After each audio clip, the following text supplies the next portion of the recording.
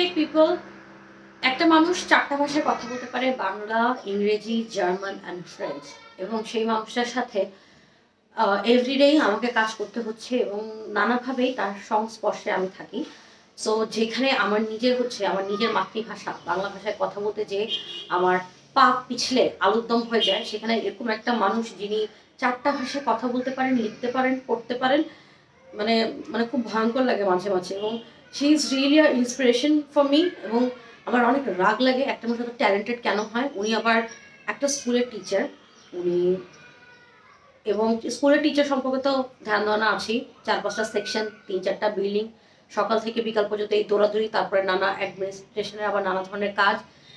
তারপরে উনি ট্রান্সলেশনের কাজ করেন, তারপরে উনি 4টা ভাষা শিখেন, তারপরে ওনার শিল্প সাহিত্য ওনার পছন্দ।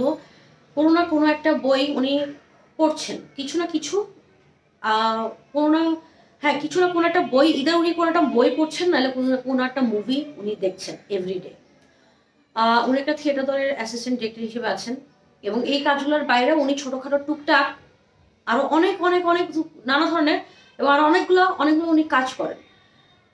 মানে এরকম একটা অ্যাক্টিভ মানুষ, প্রজ্ঞাপক, মানে কথিত আছে যে 15 সেকেন্ডের উপরে কখনো ইউটিউব ভিডিওর ইন্ট্রোডাকশন বানাইতে হয় না। আমি আপনার জন্য 1 মিনিট 27 সেকেন্ডের ইন্ট্রো দিলাম, কারণ আপনি ডিজার্ভ করেন একটা 2-3 মিনিটের ইন্ট্রোডাকশন অ্যাকচুয়ালি। সো প্রজ্ঞাপু, আপনার সাথে এই অকিঞ্চিতকর দুনিয়ায় এই তুচ্ছ যে আমাদের যে রিলেশন, আমার কাছে মনে হয় না, মানে এই তুচ্ছ যে কাজকর্মের মধ্য দিয়ে আমাদের যে সম্পর্ক, আমার মনে হয় না যে আমাদের সম্পর্কটা আসলে এরকম। আমাদের সম্পর্কটা আমার কাছে মনে হয় কি একদম গ্রহ নক্ষত্রের ফের আছে আমার আর আপনার মধ্যে। সো আমি আশা করব যে আপনার আমার এই গ্রহ নক্ষত্রের ফের যাতে আমরা অনেক ভার্সেটাইল ভাবে, যেরকম ভার্সেটাইল আমরা দুজন, সেরকম অনেক ভার্সেটাইল ভাবে আমরা আরো অনেক অনেক দিন, জীবনের আরো অনেক অনেক সময় আমরা উপভোগ করব। আর আপনাকে অনেক অনেক ধন্যবাদ। আপনি অসাধারণ একটা কবিতা আমাকে পড়তে দিয়েছেন। আমি মানে আপনাদের কল্যাণে দেশ বিদেশের সব সেরা সব সেরা সাহিত্য কর্ম সম্পর্কে আমি ধ্যান ধারণা পেয়ে যাচ্ছি। গর্বের কোনো সীমা নাই। আপনাকে তো বিশেষ করে অনেক অনেক ধন্যবাদ। কারণ আপনাকে বিশেষ করে কেন ধন্যবাদ, এটা হচ্ছে এই কবিতাটা পড়ার পরে আমি বলতেছি। সো প্রজ্ঞাপু, আপনার প্রিয় কবিতা অচেনা মানুষ, এটা লিখেছেন শার্ল বোদলেয়ার। আর এটা আমি যে কবিতাটা আজকে মানে আমি যেটা পড়ছি সেটা হচ্ছে বুদ্ধদেব বসু, এটা বাংলায় অনুবাদ করেছেন। ইংরেজিতে এটা দ্য স্ট্রেঞ্জার নামে আপনি খুঁজতে পারেন অনলাইনে, তাহলে পেয়ে যাবেন এটা ইংলিশ ভার্সনটা। তো শুরু করি। অচেনা মানুষ, শার্ল বোদলেয়ার, অনুবাদ করেছেন বুদ্ধদেব বসু।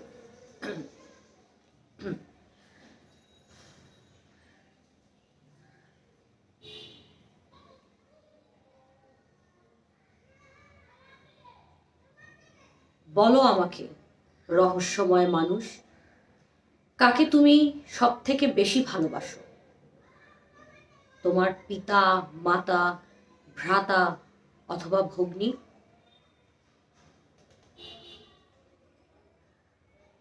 পিতা, মাতা, ভ্রাতা অথবা ভগ্নী কিছুই নেই আমার। তোমার বন্ধুরা? এই শব্দের অর্থ আমি কখনোই জানিনি। তোমার দেশ? জানি না কোন দ্রাঘিমায় তার অবস্থান। সৌন্দর্য?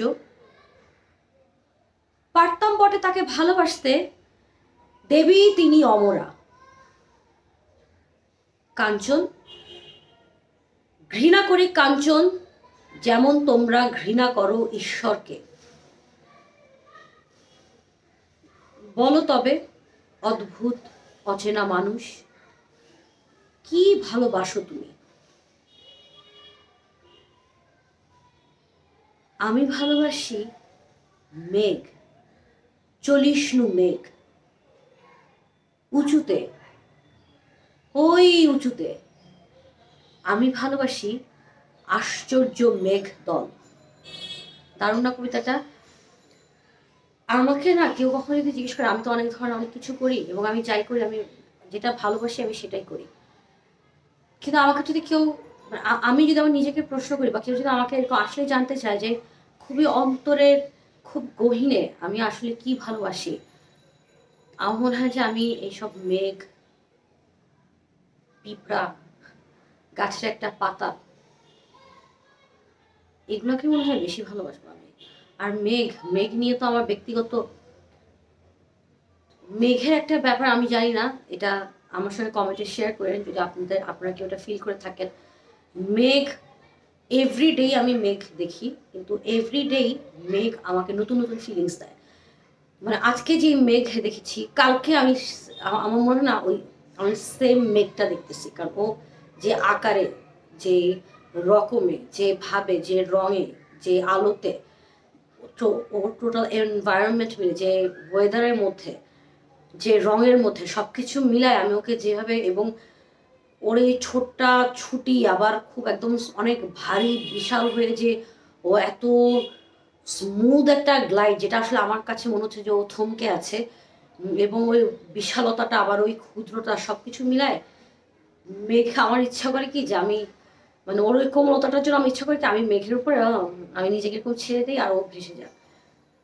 মানে একই সাথে তুচ্ছ এবং একই সাথে নিজেকে মানে খেয়ে ফেলি, একদম অন্তরের সাথে মিশায় ফেলে এবং আমি ওটার একটা পার্ট হয়ে যাই, এরকম একটা ফিলিংস না আমাকে মেঘ দেয়। সো আই লাভ মেঘ দল। থ্যাংক ইউ প্রজ্ঞাপু, কবিতাটা খুবই সুন্দর, আমার কাছে খুবই ভালো লেগেছে। শিল্প সাহিত্য জিনিসটা অনেক মজা, তাই না?